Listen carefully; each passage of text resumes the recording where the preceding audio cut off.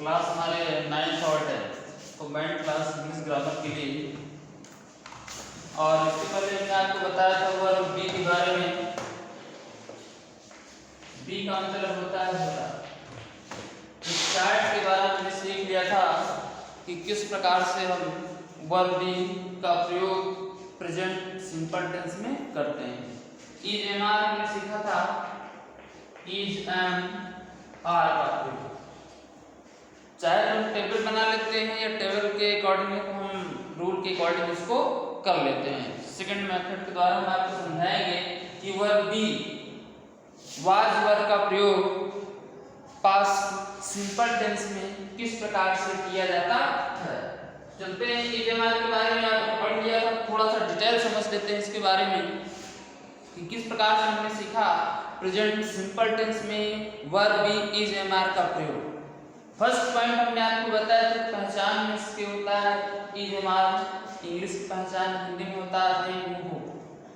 और रूल में लिखाया गया था कि यदि सिंगुलर सब्जेक्ट होगा ही कामा सी कामा इट के साथ में हम इज का प्रयोग करते हैं।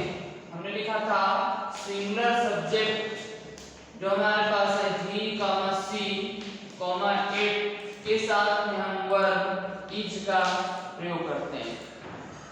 और पॉइंट नंबर 2 इसका है प्लूरल सब्जेक्ट में आएगा यू कॉमा बी, दे के साथ में आर वर्ब का प्रयोग किया जाता है। और सब्जेक्ट जो आपका है आई, सब्जेक्ट आई के साथ में हम आई का प्रयोग करते हैं। इस प्रकार से आपने सीखा था कि किस प्रकार से हम verb be is am are का प्रयोग करते हैं। इसके आगे नेक्स्ट टॉपिक में आप बढ़ते हैं कि वर्ब बी का रूप जो होता है वाज वर्ब उसका हम ट्रांसलेट कैसे करते हैं देखते हैं।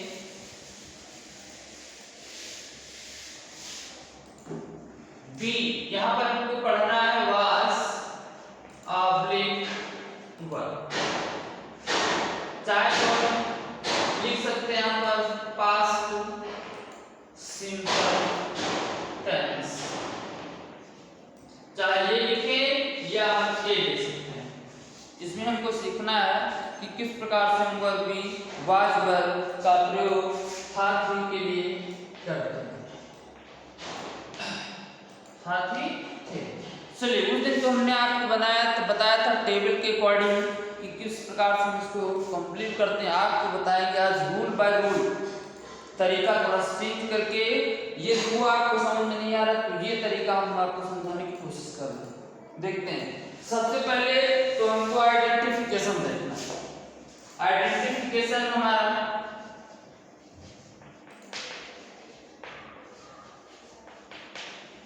आइडेंटिफिकेशन हिंदी वर्ड से हम पहचानते हैं जिससे लिखा हुआ था थी कॉमा थे, यानी पास्ट सिंपल में वह बाजार में था, वह विद्यालय में था। ये इस प्रकार से कुछ सेंटेंस लिखे होते तो उसके लिए हम वाज वर्ब का प्रयोग करते हैं। ये आइडेंटिफिकेशन हो गया। इसके बाद हम हेडिंग डालते हैं affirmative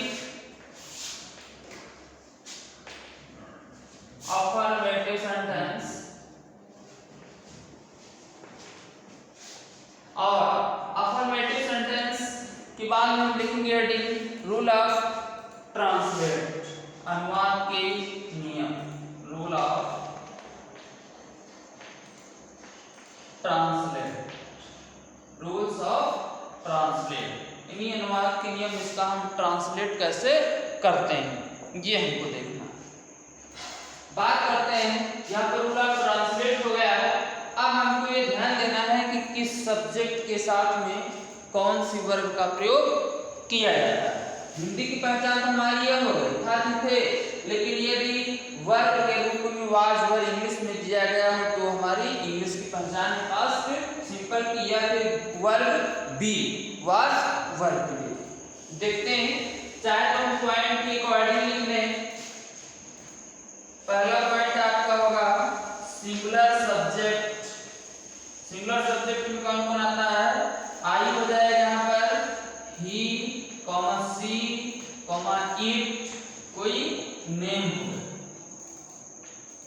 name mother father teacher इनमें से कुछ आ रहा है तो उसके साथ में हम किसका प्रयोग करते हैं, वर्ब वाज का प्रयोग किया जाता है।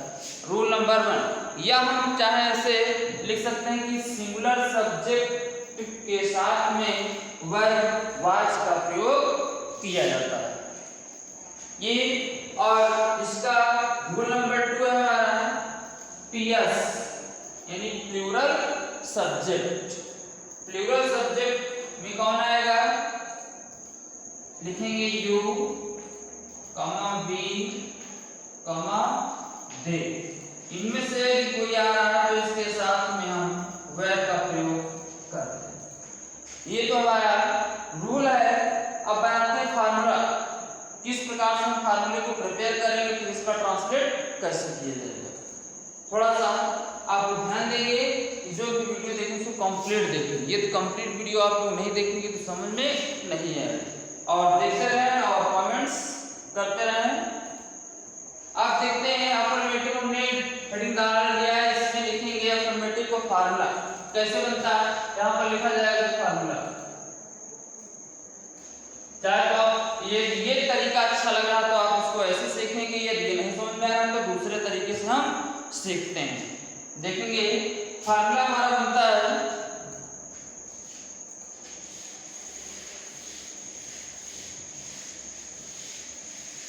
फार्मूला बनाते हैं सब्जेक्ट और सब्जेक्ट के बाद में लिखते हैं वर्ब,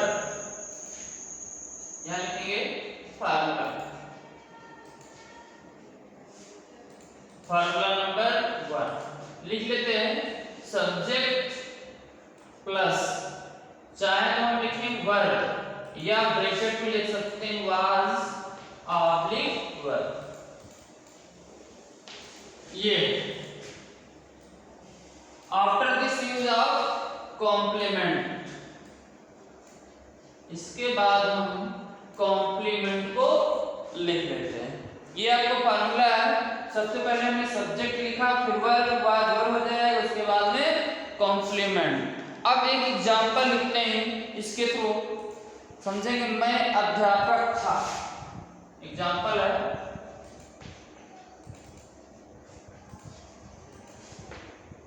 मैं अध्यापक था। ध्यान देंगे स्टूडेंट्स कि किस प्रकार से इसको हमें सॉल्व करना है। मैं के लिए हमने लिखा है रूल में कि एक singular subject I comma he comma she comma it हो तो उसके साथ में हम वाज का प्रयोग करते हैं। तो इस मैं के लिए लिख लेंगे आई और इस था के लिए लिखेंगे वाज, यानी आपका फार्मूला सब्जेक्ट होगा वर्ब होगा आई वाज। अब क्या बचा कॉम्प्लीमेंट सेंटेंस में, कॉम्प्लीमेंट को लिखते हैं आई एम अ टीचर, चाहे आ लिख लें या डायरेक्ट हम टीचर लिख सकते हैं। तो इस प्रकार से आपने देखा कि अफर्मेटिव सेंटेंस का ट्रांसलेट कैसे करते हैं। दूसरा एग्जांपल लिख लेते हैं तुम ईमानदार थे। फर्स्ट एग्जांपल इसका मैं अध्यापक था, आई वाज अ टीचर। दूसरा लिखेंगे तुम ईमानदार थे। ध्यान देंगे स्टूडेंट्स। अब हमको ध्यान दे देना है कि सब्जेक्ट हमारा क्या है, सब्जेक्ट सिंगुलर है या प्लूरल है, उसके अकॉर्डिंग हम वर्ब का प्रयोग करते हैं। तो यहाँ पर हम लिखेंगे स्कूल के लिए यू, और हमें फार्मूले में लिखा है रूल में कि यदि plural subject you comma we comma they हो तो उसके साथ में वर्ब का प्रयोग किया जाता है। तो यहाँ पर हम लिखेंगे यू के साथ में वर्ब यू वर्ब। अब लिखा है कॉम्प्लीमेंट में आपका ईमानदार, ठीक, तो यू वर्ब ऑनेस्ट लिख लेंगे, यू वर्ब ऑनेस्ट। इस प्रकार से ये आपका फर्स्ट रूल कंप्लीट हुआ अफर्मेटिव सेंटेंस में। आफ्टर दिस आई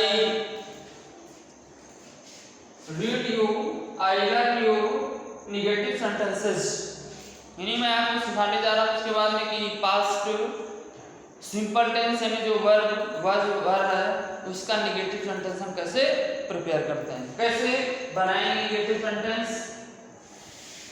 बात करते हैं निगेटिव सेंटेंस में। यदि हिंदी सेंटेंस में आ जाए कि कमरे में अंधेरा नहीं था, मैं एक अध्यापक नहीं था, तुम ईमानदार नहीं थे, तो उस कंडीशन में हम उसके लिए नॉट या नो का प्रयोग कर लेते हैं। अब हम यहाँ पर लिखना कुछ नहीं, बेसिकली हमें ध्यान ये देना है कि सेंटेंस में नहीं आ जाता है तो उसके लिए हम जो वर्ब है आफ्टर यूज ऑफ नॉट यानी फार्मूला बना लेते हैं। पहले हम डालेंगे निगेटिव सेंटेंस,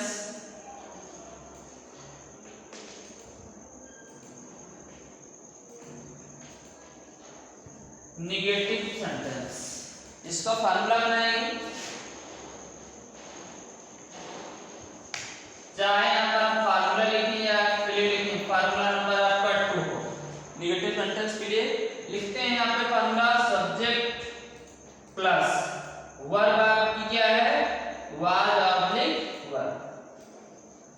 तो यहाँ पर हम नॉट या नो लिख देते हैं, प्लस उसके बाद में क्या लिखेंगे, कॉम्प्लीमेंट। ये आपका निगेटिव सेंटेंस का फार्मूला कंप्लीट हो गया। जैसे हमने लिखा subject was verb plus not या no plus complement full stop. अब एग्जांपल लिखते हैं इसका। एग्जांपल से हम सीखते हैं कि किस प्रकार से इसका निगेटिव सेंटेंस कंप्लीट करते हैं। यानी कमरे में अंधेरा नहीं था, एग्जांपल लिखेंगे।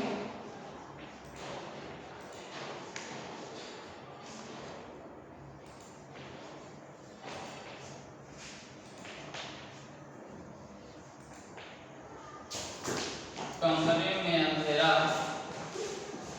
नहीं,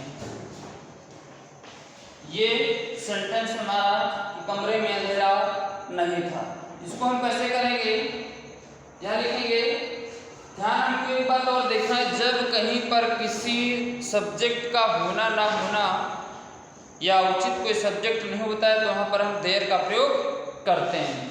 यहाँ पर लिखा कमरे में अंधेरा नहीं था, या ऐसा समझ लेते हैं जब कभी कहीं पर किसी का होना या ना होना प्रकट हो तो वहाँ पर सब्जेक्ट के रूप में देयर का प्रयोग किया जाता है।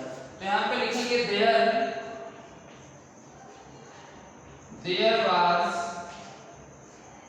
वाज के बाद में लिखेंगे नहीं, नो, डार्क, अंधेरा की इंग्लिश होती है डार्क। फिर ये जो बचा इसको हम सबसे लास्ट में लिख लेते हैं, there was no dark in the room. ये हमारा नेगेटिव सेंटेंस कंप्लीट हो गया। दूसरा सेंटेंस में मैं बीमार नहीं था, मैं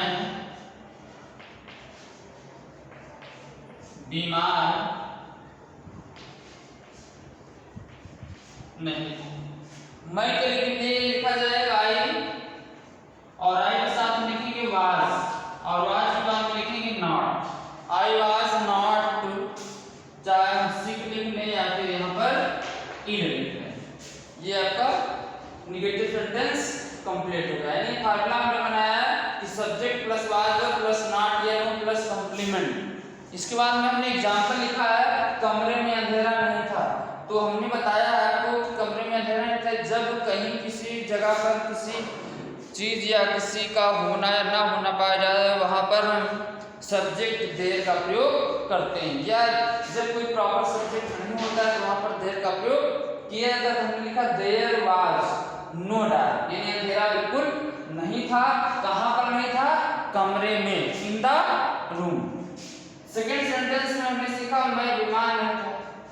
तो सबसे पहले हमने लिखा है मैं के लिए आई, और आई के साथ क्या लगाया जाता है, वर्ब वाज, और नहीं के लिए हमने लिया नॉट, और बीमार की इंग्लिश क्या लिखी, इल, या यहाँ पर हम सिक भी लिख सकते हैं। तो इस प्रकार से आपने कंप्लीट किया अफर्मेटिव सेंटेंस और नेगेटिव सेंटेंस। अब आते हैं थर्ड पॉइंट जो हमारा है इंट्रोगेटिव सेंटेंस। इंट्रोगेटिव सेंटेंस दो प्रकार से बनाए जाते हैं। चलिए सीखते हैं कि किस प्रकार से हम वाज वर्ब जो बी है उसके इंट्रोगेटिव सेंटेंस हम कैसे कंप्लीट करते हैं।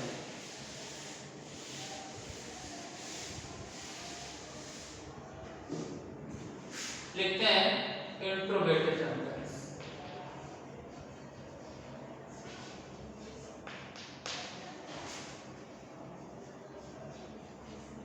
इंट्रोगेटिव सेंटेंस दो प्रकार से, फर्स्ट टाइप, सेकंड टाइप या single interrogative, double interrogative.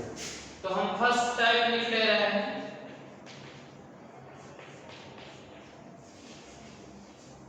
First type का मतलब यह है कि यदि सेंटेंस में, यदि वाक्य में कोई क्वेश्चन वर्ड सेंटेंस के प्रारंभ में आया, या कह सकते हैं कि यदि सेंटेंस का प्रारंभ क्वेश्चन वर्ड से हुआ हो, हिंदी में, यानी हिंदी में कोई सेंटेंस लिखा है उसके पहले कोई क्वेश्चन वर्ड आया है तो हो जाएगा फर्स्ट टाइप, या हम इसे बोलते हैं सिंगल इंट्रोगेटिव। चाहे हम इसे फर्स्ट टाइप लिखें या लिख सकते हैं सिंगल इंट्रोगेटिव, चाहे तो हम इसको ऐसे लिख लेते हैं सिंगल इंट्रोगेटिव। ये या फिर हम कुछ न लिखें, पहला पॉइंट केवल करके लिख सकते हैं। एग्जाम्पल में हम आपको बता सकते हैं, जैसे लिखा क्या हुआ किसान गरीब नहीं था, या क्या किसान बहुत गरीब था। तो इस प्रकार से क्या या कोई क्वेश्चन वर्ड सेंटेंस के प्रारंभ में आ जाता है तो उसकी इंग्लिश हम नहीं लिखते हैं पहले, बल्कि उसके स्थान पे वर्ब या हेल्पिंग वर्ब का प्रयोग किया जाता है। लिखते हैं फार्मूला फर्स्ट टाइप का। फार्मूला नंबर 3 यहां पर लिखेंगे। हमको लिखना है वर्ब, ब्रैकेट में लिख लेते हैं वाज ऑब्लिक वर्ब, प्लस यहां पर लिखा जाएगा सब्जेक्ट, और सब्जेक्ट के बाद में यदि हमारा सेंटेंस निगेटिव होगा तो नॉट का प्रयोग करेंगे, अन्यथा नहीं। इसके बाद में हम लिखते हैं कॉम्प्लीमेंट, लास्ट में क्वेश्चन मार्क लगाया जाता है। लास्ट में क्या लगाते हैं? Question mark. तो ये देखते हैं स्टूडेंट्स, हम इसका एग्जांपल कैसे करते हैं। इसका एग्जांपल नंबर 1 लिखेंगे, क्या तुम धनी,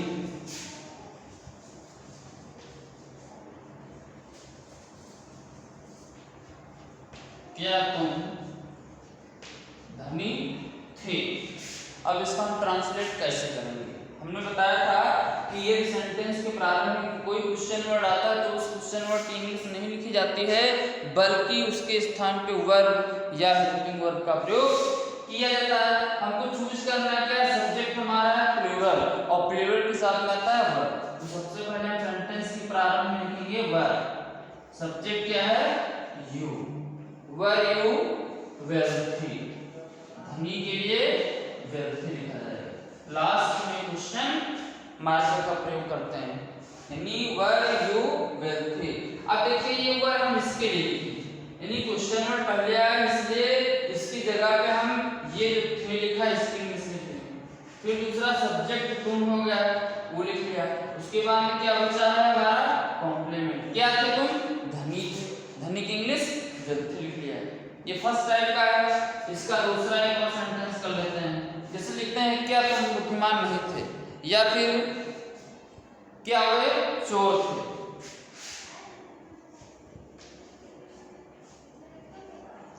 क्या हुआ? चोर थे, क्वेश्चन मार्क। अब इसका हम ट्रांसलेट कैसे करते हैं? सबसे पहले लिखेंगे वर्ब, वर्ब, और सब्जेक्ट हम लिखेंगे दे, वर दे थीव्स।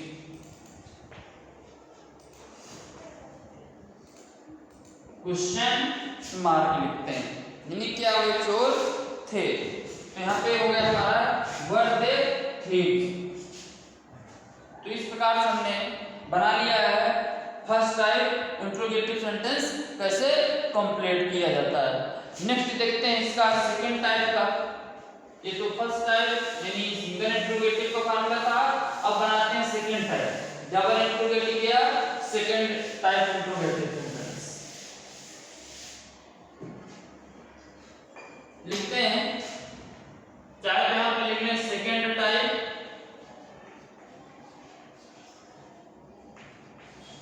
या लिख सकते हैं डबल इंट्रोगेटिव।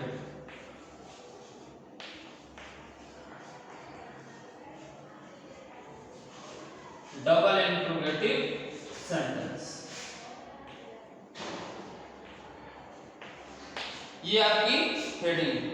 अब क्या करना है, हमने आपको बताया कि जब सेंटेंस का प्रारंभ क्वेश्चन वर्ड से होता है तो उस क्वेश्चन वर्ड की इंग्लिश नहीं लिखते हैं, बल्कि उसके स्थान पे वर्ब या हेल्पिंग वर्ब पहले लिखते हैं। लेकिन सेकंड टाइप का मतलब है कि क्वेश्चन वर्ड बीच में आया, और जब क्वेश्चन वर्ड बीच में आएगा तो उसकी इंग्लिश सेंटेंस के प्रारंभ में लिखी जाती है। तो लिखते हैं फार्मूला, फार्मूला नंबर आपका 4, फार्मूला नंबर 4 ये बनाते हैं। सबसे पहले क्वेश्चन वर्ड प्लस आपका हो जाएगा वर्ब, वर्ब में हम क्या लिखेंगे, वाज ऑब्लिक वर्ब, प्लस लिखा जाएगा सब्जेक्ट। यदि नेगेटिव होगा तो हम नॉट का प्रयोग करेंगे, अन्यथा नहीं करेंगे। लास्ट में लिखते हैं कॉम्प्लीमेंट, और at last use the question mark. अब सेंटेंस में लिखते हैं वह गरीब क्यों था। एग्जांपल, वह गरीब क्यों था, क्वेश्चन मार्क लिख लेते हैं। सबसे पहले को लिखना जो क्वेश्चन वर्ड होता है, हमने लिखा है क्वेश्चन वर्ड, लिखेंगे व्हाई,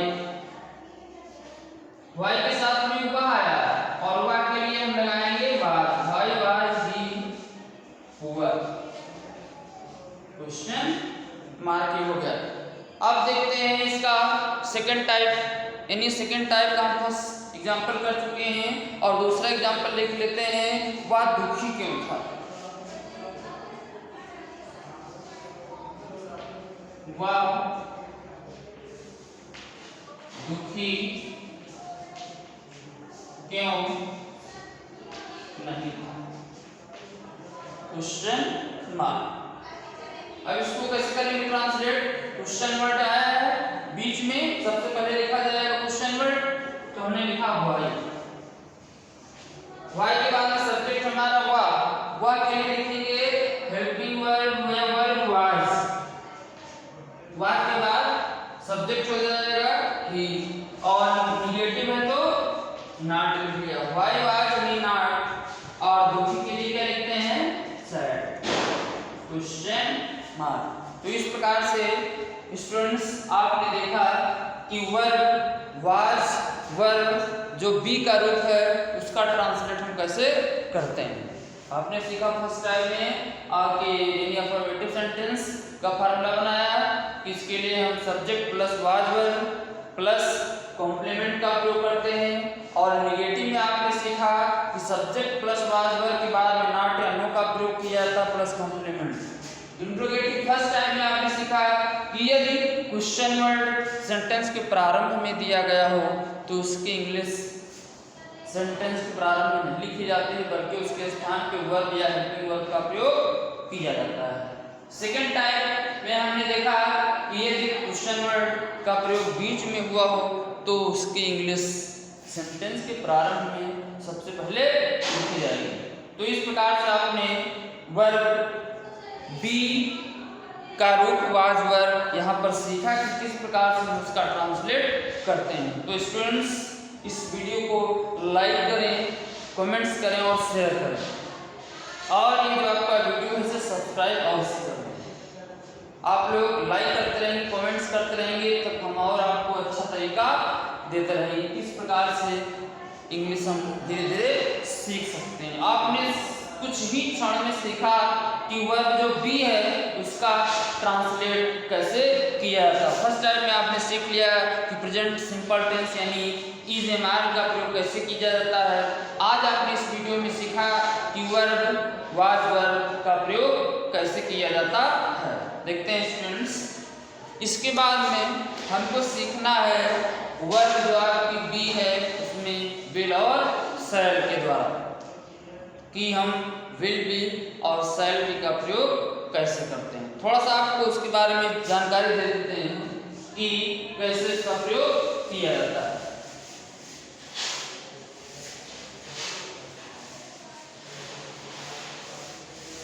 वर्ब विल बी और शैल बी, हमको देखना है बी का अर्थ होता है विल बी ऑब्लिक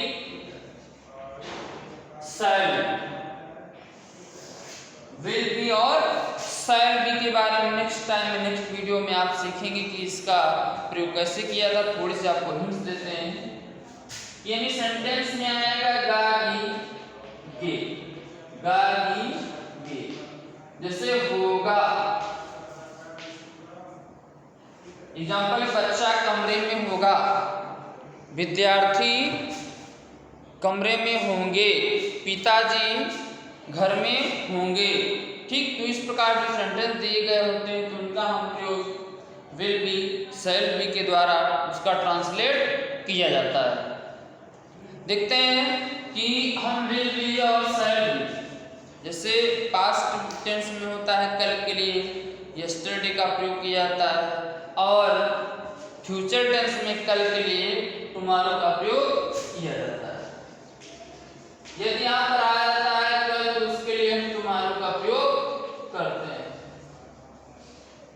ये इस प्रकार से देखते हैं कि हमारा सेंटेंस कैसे कंप्लीट होता है। यानी जैसे हमने कुछ लिख दिया यहाँ पर बच्चा, एग्जाम्पल लिखते हैं बच्चा कमरे में होगा। इसको सिंपली ट्रांसलेट इसका कर सकते हैं कि the child will be in the room, the child will be in the room. ये आपने यहाँ तक सीखा। इसके बाद में हमको सीखना ये है कि यानी आपने फ्यूचर में सीख लिया, और उसके बाद में आपको सीखना है कि विल बी का प्रयोग कैसे हम करते हैं। ठीक, ओके, थैंक्स स्टूडेंट्स।